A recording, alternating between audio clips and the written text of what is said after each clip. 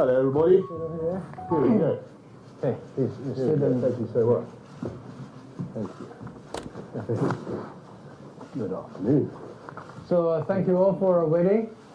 Today we are very glad that Prime Minister Boris Johnson would like to take some time in his very busy schedule to meet with the press. So we'll go right straight into the questions. Please raise your hand so that I can see you and identify yourself. In order to save the time, that I collect several questions together for the Prime Minister to answer. Thank you. Yeah. Thank you. Yes. So okay. Take as many as you like. Okay. And we've been advised that due to Prime Minister Johnson, he's been scheduled, he needs to leave at 3:50. So any time that after 3:50, we have to conclude it. So right now, raise your question, raise your hand so that I can identify yourself. Okay, first you, 1, 2, 3, 4, 5. Okay, in this order. Yeah. Hello, Prime Minister. Hello. And here.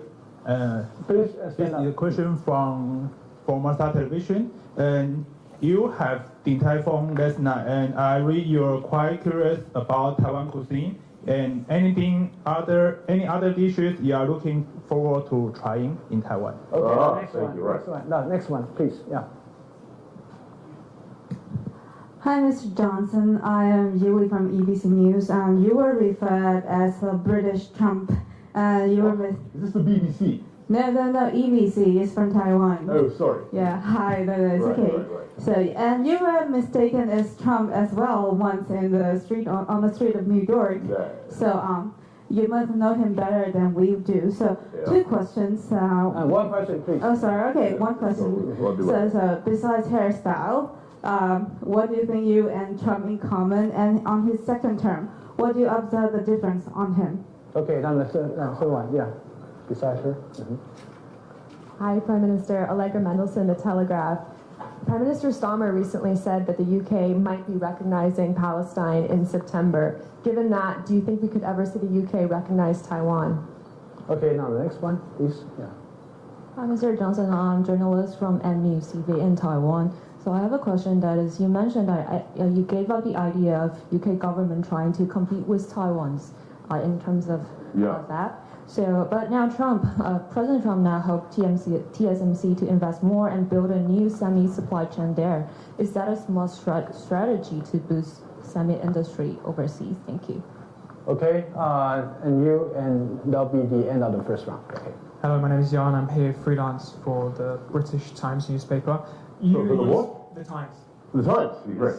You mentioned in your speech this morning the British policy of strategic ambiguity. I wanted to ask on two fronts, given your strong support for Ukraine and the fact perhaps that the lack of strategic clarity in terms of the backup behind Ukraine is what led to Russia's invasion of that country, and also given the fact that the American administration, Biden administration in the past, has signaled that they would be willing to come to Taiwan's aid, whether given China's rising threats towards Taiwan, it's time perhaps for reconsidering of that British policy of strategic ambiguity, and whether, given that you are now no longer in office, you're able to speak more clearly about this topic. Okay. Yeah, great. Well, what a bunch of great questions.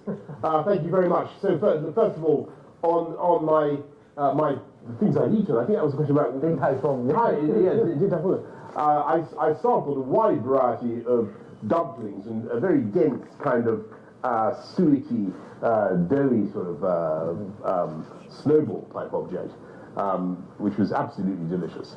And described it very. The thing I want to eat. The question was, what do I want to try? I think the answer is the pineapple cake. I've been given a box of pineapple cake. Does that make sense? I'm going to take a box of pineapple cake home to my home. Look, differences or similarities between me and any other politician, I leave it entirely to you. With your superior gift, imagination, adjectives to come up with. I think the differences between the Trump 45 and Trump 47. Look, I think that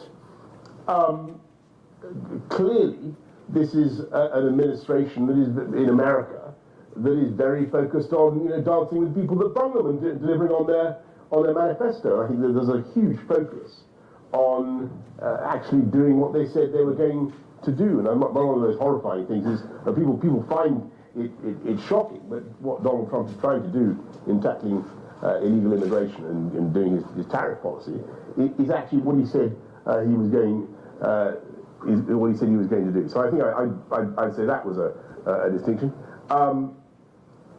Allegra Mendelsohn asked a question about Taiwan, recognition of Taiwan compared to Palestine, and there clearly is a there's an analogy. There are two areas that both have claims, one kind or other. I would say actually that the claim of Taiwan under the Montevideo Convention of 1933, the claim of Taiwan to be recognized by the British state is far more robust, because they actually have a recognized government, and they actually have boundaries that they control. They actually have a proper democratic system. None of which you could say about, with all due respect, none of which you could say about Palestine, least of all those parts that are currently governed by Hamas, right? So there's clearly a distinction there. But, as I said this morning, it's obvious from all my conversations here that is not where the people of Taiwan are. And they don't actively seek to change unilaterally the status quo by getting recognition as an independent country. They're not asking for that. They're not even asking for that, right? They're asking for something much, much more modest. All they're asking for is the right to be left in peace as a free, democratic country, and not bullied or coerced, and not threatened with the imposition of rule by the Chinese Communist Party. That's all they're asking for, and not threatened with violence, by the way. So I would say that the claims of Taiwan, the actual, under the terms of normal conventions on recognition of states, the claims of Taiwan are far more robust, but the ambitions and requests of the people of Taiwan are extremely modest, and I think that needs also to be respected. And you asked, I think, about, somebody asked a question about semiconductors. Is that right? And what's happening with the US setting up a semiconductor fab in the United States? So Trump setting up a semiconductor. Did somebody ask that? Yeah, I think that's right. Look, as I said this morning, when I became Prime Minister in 2019, I was acutely conscious of this imperative for the UK to try to catch up in what was obviously the crucial industrial component of the 21st century, these really amazing semiconductors, these microprocessors. And as I said this morning, I said to my team in Number 10, I said, what would it cost to make a fab? What would it cost to make a fabrication plant? And they said about £9 billion. And I said, well, that's not a huge amount of money, but maybe it was worth doing anyway if we could somehow recover our technological edge in this area, because it's clearly so important. And then they said, well, actually, yes, we could do it, but it would take an awfully long time to set up, and then we might not even be able to produce chips, microprocessors of the same quality as Taiwan, because by the time we've taken to get the whole thing going, Taiwan would have improved. And so in the end, our best bet, I think, is to protect Taiwan and make sure that we have a strong relationship between the UK and Taiwan, and are able to import Taiwanese microprocessors. And because you guys are brilliant at it, and you have a world lead, and it's just simply astonishing fact. 95%, possibly even more, of the microprocessors needed for advanced AI, which is the most extraordinary cognitive advance of my lifetime. 95% of the chips you need for AI are made here, actually made here in Taiwan. And one of the many reasons why we should develop our relationship.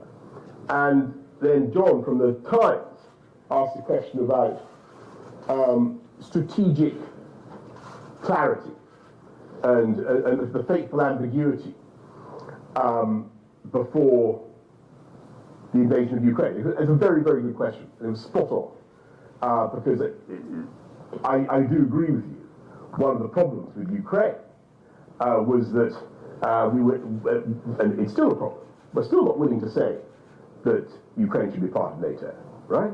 We're still not being clear about the ultimate geostrategic destination, security destination of Ukraine. That is a problem. That is a fateful ambiguity. And actually, I think that if we'd been clear about it before 2022, and if the Americans had got their way in 2008, and if Ukraine had been part of NATO, as George Bush requested, then it is conceivable that that invasion by Putin would never have happened. So I think you're really onto something.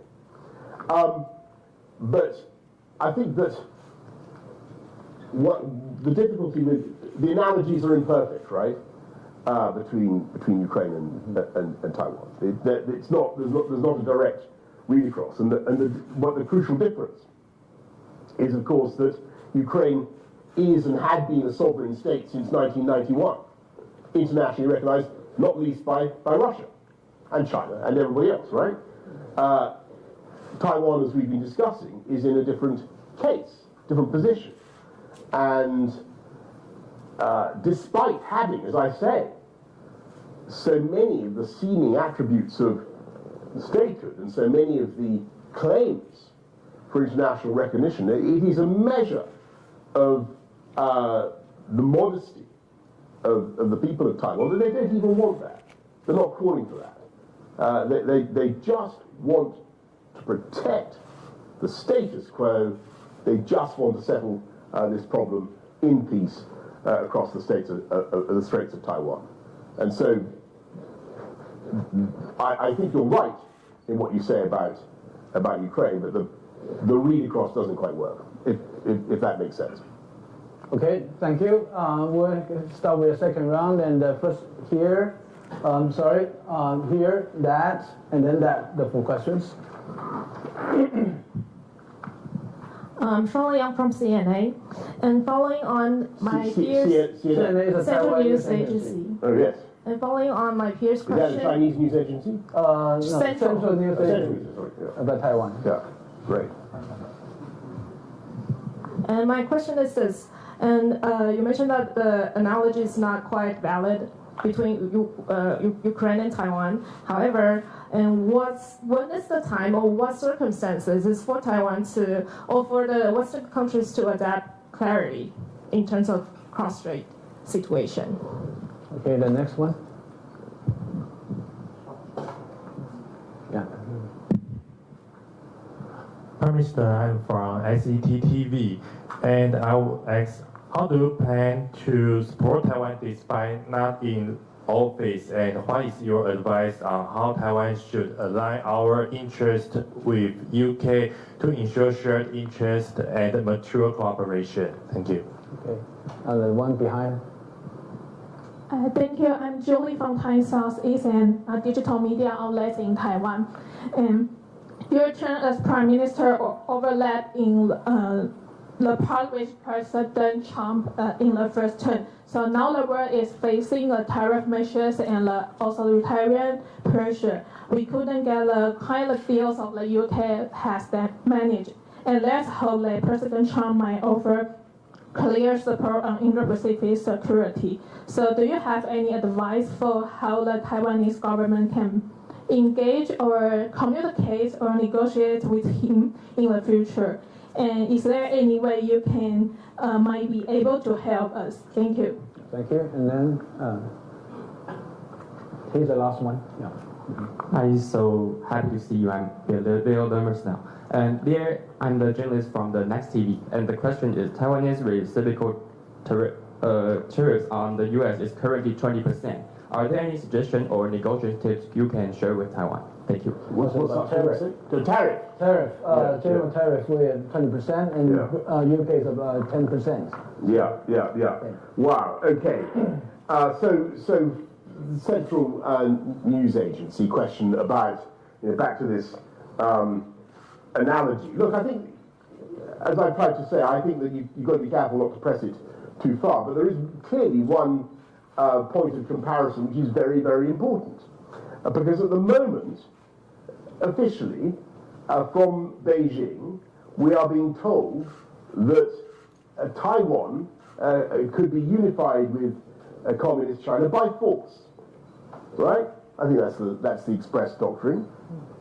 And I think that we really need to pause and think what that could involve, because when you change the constitutional position unilaterally by force, which is what Putin tried to do in February 2022, you set off a chain of events that you cannot control. And that would be my message to everybody. Trying to use force in situations like this can lead to utter disaster, not just for the world, but for you too. You're firing, as I said earlier, a Sarajevo pistol, and you don't know where it's going to end. And in that sense, I think there is a clear analogy between the two situations. And look on what the UK and Taiwan should be doing together. We're two islands, island peoples, sharing the same geostrategic perspectives. Neither of us want to see a change in the balance of power in this part of the Asia-Pacific region. Neither of us want to see a change in the composition of the first island chain. Certainly not. Nor does the United States, by the way, in my view. We share economic ambitions, and I think we should do more. I was thrilled to see that we don't have diplomatic relations, formally so-called, but we have an office, and it's very busy, and things are picking up, and there is more and more work being done, and the volume of trade both ways is actually growing, which is a great thing. And as I said, I was thrilled to be. I'm going to get it wrong again. Din Tai Fung.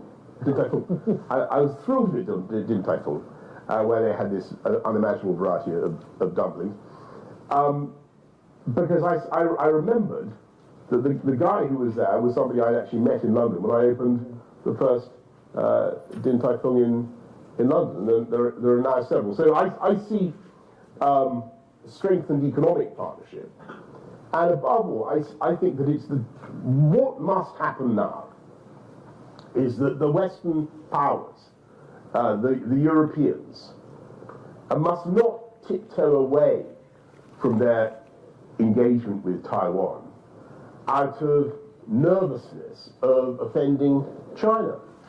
Now is the time to show that we care. Now is the time to show that we believe in these values and that we're willing to stand together with Taiwan. Because the more emphatic we can be now about the need to protect freedom in Taiwan, the more misery, believe me, we can save later on. I'm absolutely certain of that. And I think the next question was, what do we do? Somebody asked, rather flatteringly, what advice would I have to engage with Donald Trump? I mean, I think, I believe that the president is fundamentally a big supporter of Taiwan, and I think that he's in a position now where he's having to be a bit tactical rather than strategic, because he's trying to do a trade deal with China, as everybody knows, and that's why we're seeing some of this slightly puzzling events of the last few days. I think fundamentally, Donald Trump is going to want to make sure that his presidency, I'm sure of this, his presidency is going to perpetuate a free, democratic Taiwan. And he certainly won't want to see that extinguished in his time. That's what you do on the tariffs. Well, obviously, I think personally I'm a free trader, right? I don't see why we're having these tariffs. I'm glad, by the way, that thanks to Brexit, hooray, thanks to Brexit, we have low tariffs in the UK, or low tariffs being inflicted on the UK, much lower than the deal that we've got is actually much better than the EU deal. That, and you know, in all seriousness, that would not have been achieved without Brexit. But as to how Taiwan can imitate that and achieve that, here's an idea. What Donald Trump likes is deals. Come up with a deal. That's what I'd say. Thank you. Give him a success. I'll say that you are right earlier that Taiwan does not actively seek for the recognition, diplomatic recognitions, but we are really glad to receive any recognitions granted to us, as we are very much protective of our remaining recognitions because they're important to us. So I think that thank you very much. Thanks for the Prime Minister for generously giving his time. He has a plane to catch, so we have to excuse him for leaving. So thank you very much. Excuse me for living. For leaving. Yeah. Sorry. Let's bring up. That's fine. No, that's fine. Sorry. You still have time? Maybe we've exhausted the appetite of this one. Does anybody have any questions left? There's quite a lot of people. Okay. Why don't we start with three more? There are three more. Okay. The guy John from the Times we've done, right? Sure. 1, 2, and what's 3? Okay, there's 3. Respond. Thank you. I'm Calvin from Taiwan News. And do you see room for post-Brexit UK and EU coordination on Taiwan-related issues such as trade diversification or supply chain resilience? Yes.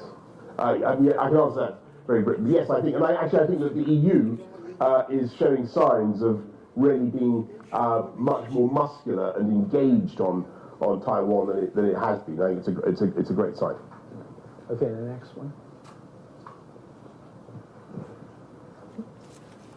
You previously said that fallout over Ukraine. Could you identify yourself, please? Sorry, Allegra Mendelsohn, The Telegraph. Oh, hang on, Allegra. We've had you before. Oh, yeah. Anybody else? I think this. Anyone who did not ask question? Okay. Yes. Mr. Johnson, my name is Walter Liu for Business Today, a major business publication in Taiwan. My question is, after the recent NATO summit, major European countries, like including UK, France, Germany, are preparing to burden more of the EU collective defense demand. But I think should any contingencies take place in this part of the world, it should be logical that European countries are unlikely to do anything about it militarily. So in that case, how we in Taiwan should look at the Carrier Strike Force 25 underway, or the AKA Operation High Mast of the Royal Navy now in East Asia. Thank you. Thank you. I'll just answer that, and then let's knock this on the head. So I think it's very, very important that everybody in NATO, and that includes almost everybody in the EU, except Ireland, I think, everybody in NATO should be spending more on defence, and the UK is now at last going up to where I wanted it to be, nearer to 3%, but it's got to go fast. And I'm very glad that Taiwan is also going up to 3% of GDP spending on defence. That's essential. I think that I'm a believer in what we call the Indo-Pacific tilt when we did the Strategic Defence Review in 2021. I think that the UK, other European countries have a great deal to contribute in this part of the world, and it's one of the reasons why we had the Carrier Strike Group and FOROPS operations and so on and so forth. I know that there are some voices in Washington who basically say leave it all to the United States. I don't think that's I think we should do it together. And I think what John Healey, the UK Defence Secretary, had to say the other day was bang on. The UK, Australia, America, these are countries that have worked together side by side for decades and decades on problems like this, and I'm sure we will do in the future. Thank you all very much. Thank you. Thank you. Thank you so much. Thank you. Thank you. Thanks everyone. And just wait there, please.